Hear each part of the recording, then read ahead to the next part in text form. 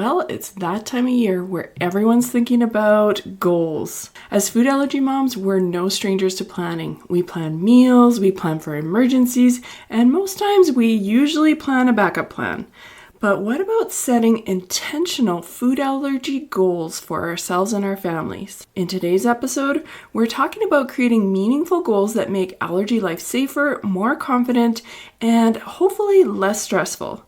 Whether it's building life skills with your kids, becoming a better advocate, or even introducing a new food, this episode is here to help you set intentional goals that not only make life with food allergies more manageable today, but also build the skills and confidence your kids need to grow into empowered adults so that you can raise kids who live safely with food allergies and thrive with them.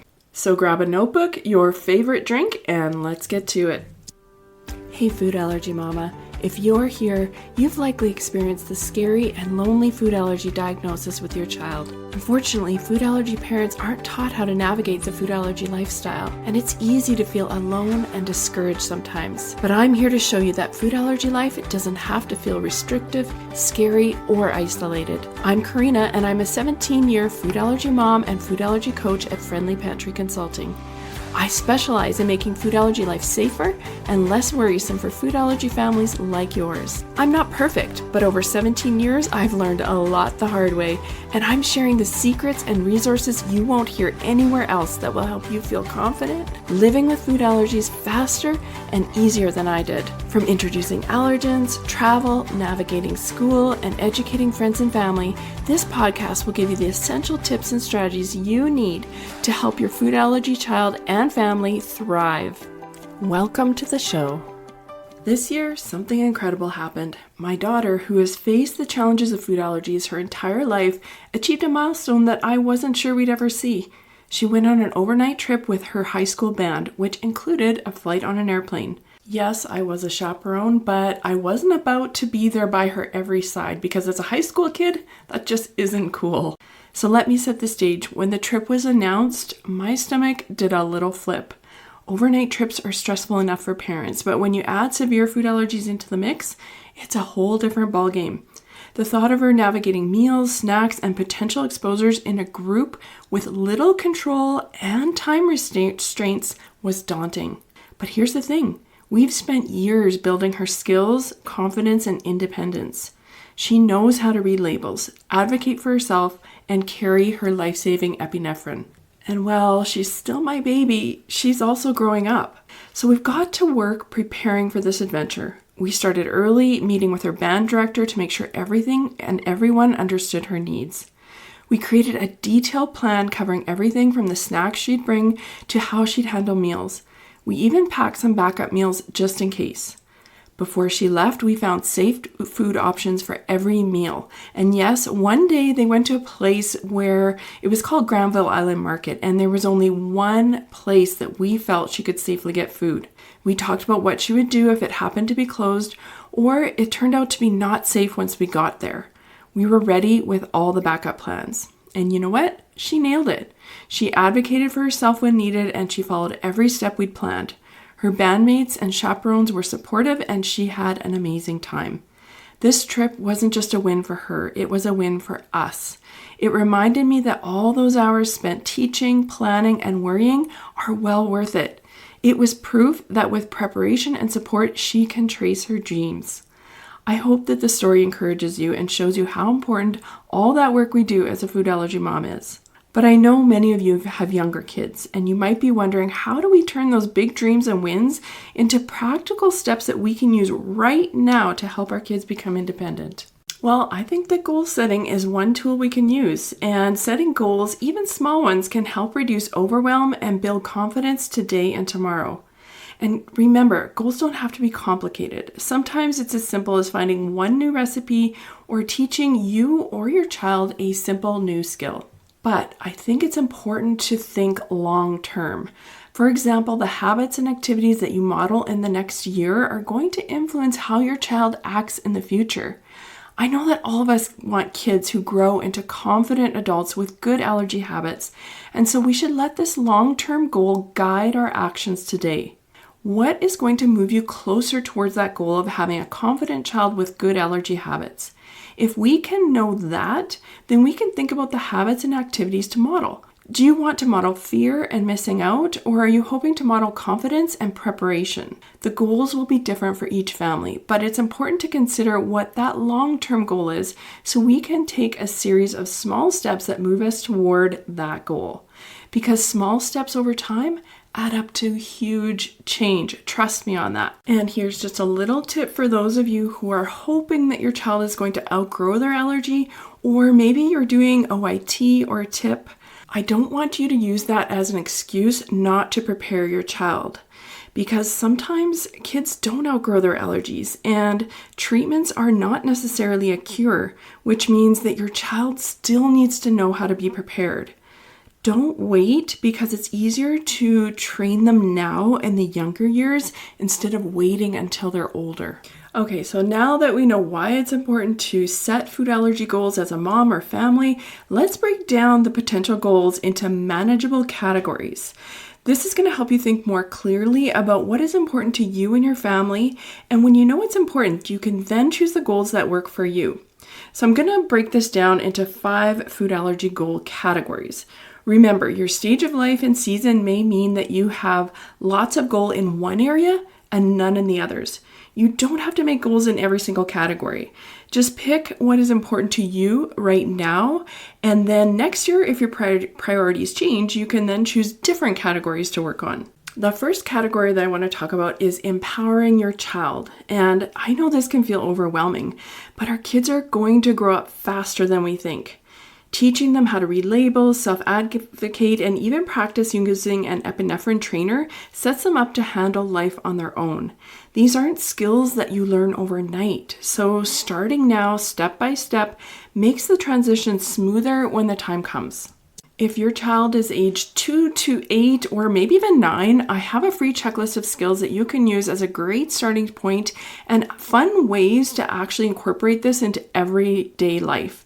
This will make it clear and easy for you. It's free, and you can go to friendlypantry.com/empowerment to grab it now. You can pause this episode and get it, or if you go after, I'll post the link in the show notes so that you know where to get it. But friendlypantry.com/empowerment. Category number 2 is advocacy. And friends, this is essential. You're going to use it so much. Because learning how to improve communication with your teachers, your family members, and improving your ability to explain food allergies for social events, these are things that happen all the time as your kids get older. So learning earlier is better, so you don't have to struggle through this. And if this is on your list of goals for this year, I highly recommend that you check out my social event survival pack and my school allergy template and success pack. Both of these are going to improve your advocacy skills right away without having to learn the hard way over many years. And I will take you by the hand in these, give you easy, quick things that I have learned work. So I want you to check them out at friendlypantry.com/school and or friendlypantry.com/social. Okay, let's move on to category number 3, which is self-care. And honestly, I used to roll my eyes whenever I would hear about self-care as a food allergy mom, because it can seem kind of superficial and inconsequential when food is something you need to protect your child from. But I really learned the hard way that finding time for your mental and physical well-being is important, because we all only have 24 hours in the day. That means that because food allergies take up a lot of that time, you may not be able to be involved as much in other things. For me, I had a season where I had to limit my volunteering at church. I had to volunteer less because I simply didn't have the capacity to volunteer and manage food allergies and everything else. If you're working outside the home, that's another thing to consider. Don't overbook yourself. It's okay to keep things manageable. Nobody else will know what it's like to live with food allergies, and so it's important to keep your boundaries. I actually overextended myself and ended up with shingles, which was a painful and hard way to learn this lesson, and I hope I can save you from something like that. If you want to know more about that whole story, go to episode 14 and I will explain what happened there. Okay, so goal category number 4 is community. And what this means is that you're going to either improve food allergy awareness in the community as a whole or give back to the food allergy community. This may be more or less important depending on the stage you're in. So my kids are teens and they are more independent, and so I have more time to increase, my food allergy community and awareness. That's why I create this podcast and guest on other people's podcasts to help more people understand about food allergies. I want to make a difference and I have more time to do that now, but I didn't for many years.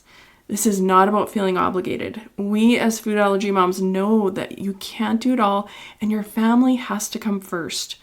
Don't worry, there's time to do it later when your circumstances allow it. Okay, category number 5 is developing life skills, and these are allergy life skills. So if you look at your life right now, when it comes to food allergies, where are you struggling most?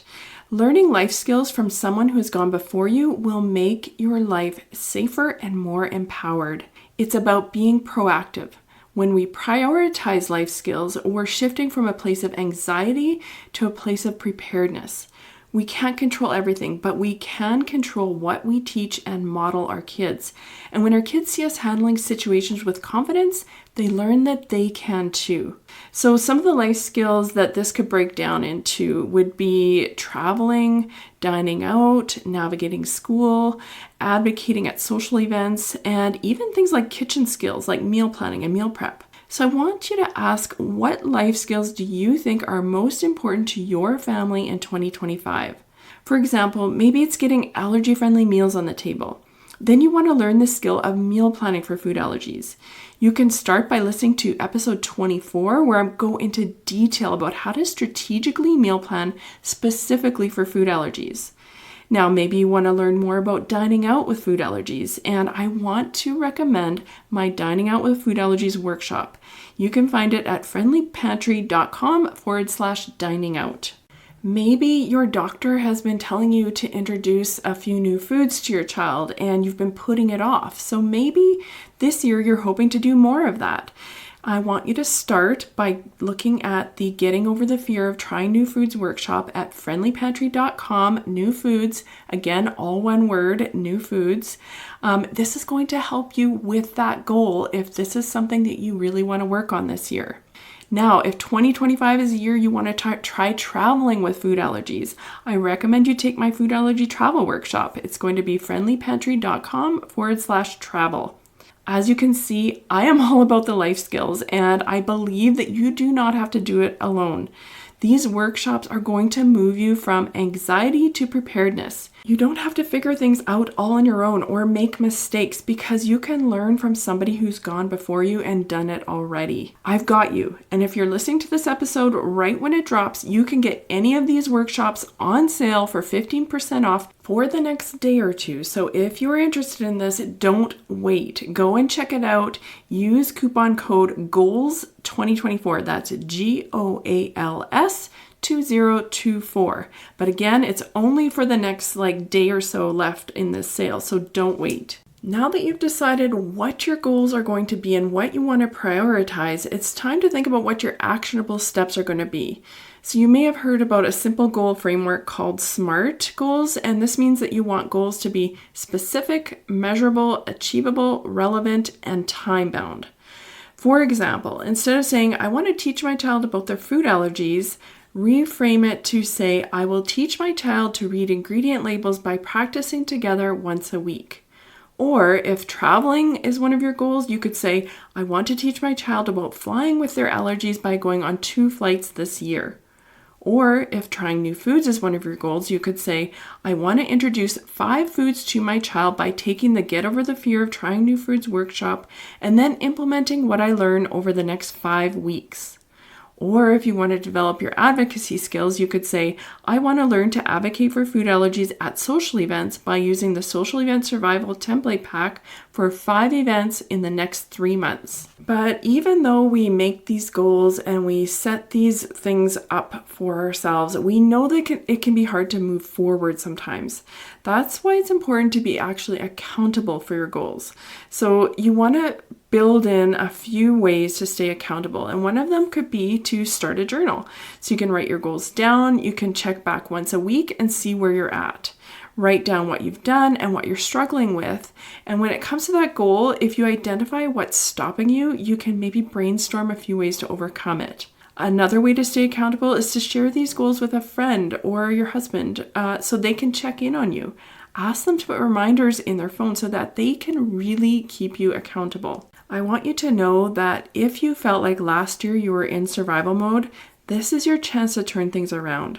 Maybe you can pick one skill a month to focus on, but small changes over time lead to big results. And I want to leave you with this thought. The small steps you take today will add up over time to make huge changes.